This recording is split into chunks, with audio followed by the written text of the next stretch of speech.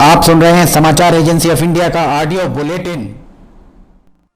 नमस्कार दोस्तों, समाचार एजेंसी ऑफ इंडिया के ऑडियो बुलेटिन में आपका स्वागत है। शनिवार 30 मई 2020 की खबरें इस प्रकार हैं। सरकार ने कंटेनमेंट जोन में लॉकडाउन को 30 जून तक बढ़ाने की घोषणा कर दी है। वो कंटेनमेंट जोन के बाहर चरणबद्ध तरीके से गतिविधियां आरंभ कर दी जाएंगी। फेज़ 1 में सरकारी सूत्रों ने बताया, फेज़ 1 में 8 जून 2020 को सभी धार्मिक स्थल खुल जाएंगे। होटल, रेस्टोरेंट और दूसरी हॉस्पिटैलिटी सर्विसेज की शुरुआत हो जाएगी। शॉपिंग मॉल्स भी खुल जाएंगे। इसके अलावा इसके लिए स्वास्थ्य मंत्रालय की ओर से SOP जारी कर दी गई है। सरकारी सूत्रों ने आगे बताया कि फेज़ 2 में school, college, educational training, coaching institute आदि के खोलने के फैसला जुलाई 2020 में लिया जाएगा। इसके लिए राज्य सरकारों, केंद्र शासित प्रदेशों, संस्थाओं, अभिभावकों और सभी हितधारकों के साथ विचार विमर्श किया जाएगा। सूत्रों ने यह भी बताया कि फेज़ 3 में अंतर्राष्ट्रीय उड़ानें, metro rail, cinema halls, gym, swimming pool, entertainment park, theatre, bar, auditorium आदि को खोलने की योजना है। हालांकि इसके पहले एक बार स्थिति की समीक्षा की जाएगी। तीसरे चरण में ही सामाजिक, राजनीतिक, खेल, सांस्कृतिक गतिविधियों, मनोरंजन वाली गतिविधियों को खोलने का फैसला ले लिया जाएगा। देश में नाइट कर्फ्यू का समय अब बदल गया है। पहले लॉकडाउन 4 में ये रात 7 बजे से सुबह 7 बजे तक लागू था। अब रात 9 बजे से सुबह 5 बजे तक गैर जरूरी कामों पर के लिए घर से निकलने पर रोक रहेगी, अर्थात नाइट कर्फ्यू जारी रहेगा। देश में कोविड-19 के संक्रमित मरीजों की तादाद 1,75,434 हो गई है, जिसमें से एक्टिव मरीजों की तादाद 86,802, रिकवर्ड मरीजों की तादाद 83,632 एवं जिनका निधन हुआ है उनकी तादाद 4,989 शामिल है। महाराष्ट्र अभी भी कोविड-19 का हॉटस्पॉट बना हुआ है। महाराष्ट्र में कुल संक्रमित मरीजों की तादाद 62,228 है, जिसमें से एक्टिव मरीज 33,133 हैं।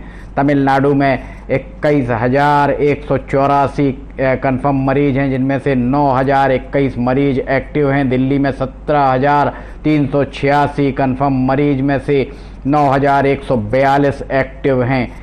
गुजरात में 15,944 कन्फर्म मरीजों में से 6,353 मरीज एक्टिव हैं।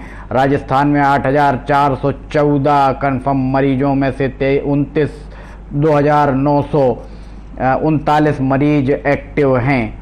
मध्य प्रदेश में 7,645 कन्फर्म मरीजों में से 3,042 एक्टिव हैं। उत्तर प्रदेश में 7,445 कन्फर्म मरीजों में से 2,834 मरीज एक्टिव हैं।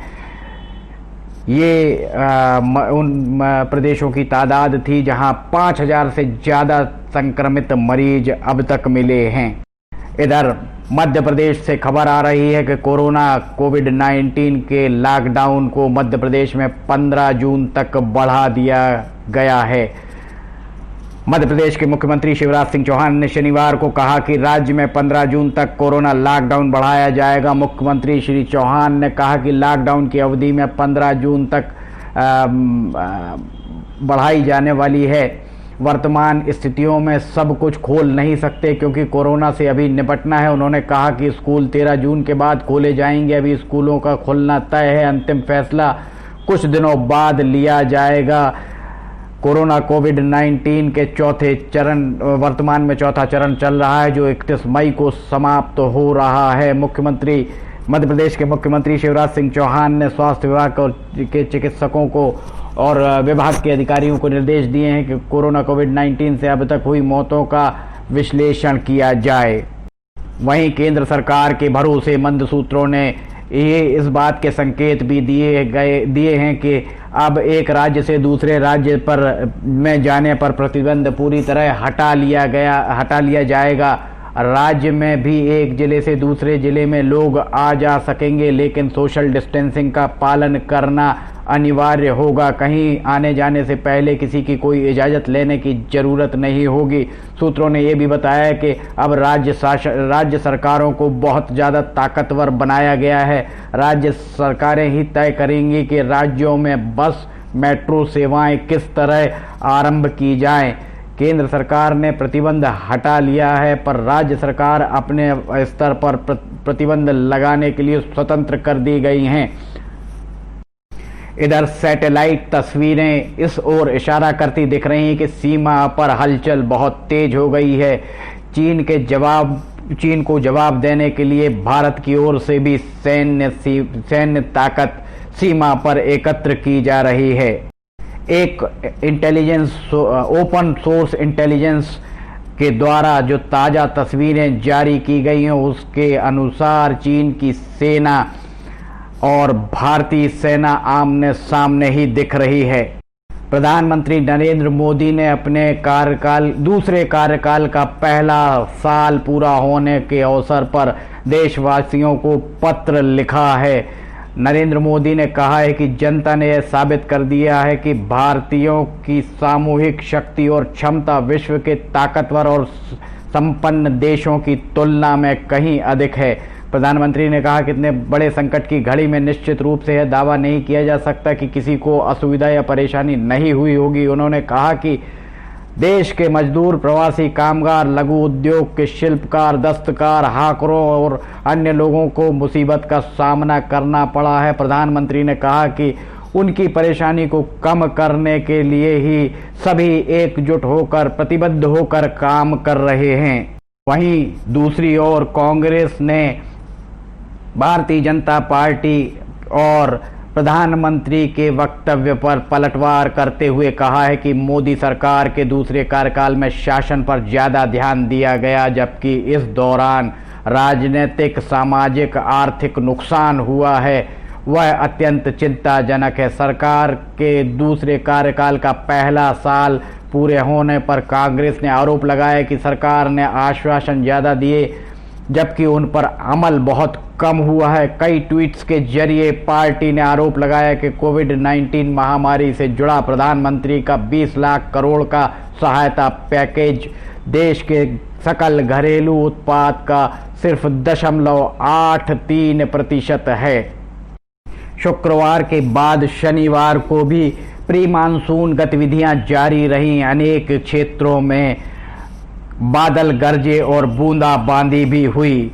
कुछ जगह पानी ज़्यादा भी गिरने की खबरें हैं। ये समाचार एजेंसी ऑफ इंडिया का राष्ट्रीय स्तर का ऑडियो बुलेटिन शनिवार 30 मई 2020 का आप सुन रहे थे। रविवार 31 मई 2020 को राष्ट्रीय स्तर का ऑडियो बुलेटिन लेकर हम फिर हाजिर होंगे। तब तक के लिए इजाज़त दीजिए। अगर आपको ये ऑडियो बुलेटिन पसंद आ रहे हों तो आप इन्हें लाइक, सब्सक्राइब और शेयर जरूर करें। फिलहाल इजाज़त दीजिए, नमस्कार। आज हम आपको बताते हैं समाचार एजेंसी ऑफ इंडिया की चैनल को आप सब्सक्राइब कैसे करेंगे।